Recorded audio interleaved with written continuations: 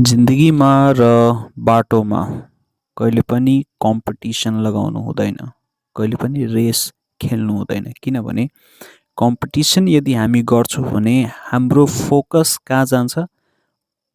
आफ्नो कम्पिटिटरमाथि चाहिँ हाम्रो फोकस जान्छ। उसले के गर्यो, के गरेन, उसमा के ट्यालेन्ट छ, त्यतातिर चाहिँ हाम्रो के हुन्छ भने ध्यान जान्छ। तर यदि कम्पिटिसन हामी आफूसँग नै यदि कम्पिटिसन यदि गऱ्यो भने मेरो डिमेरिट के थियो, हिजो डिमेरिट के थियो, त्यसलाई चाहिँ आज हामी के गर्न सक्छौँ? इम्प्रुभमेन्ट गर्न सक्छौँ।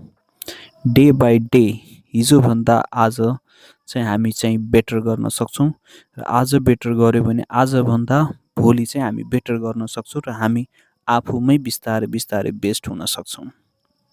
त्यसैले कम्पिटिसन गर्नु टोटली व्यर्थ हुन्छ के।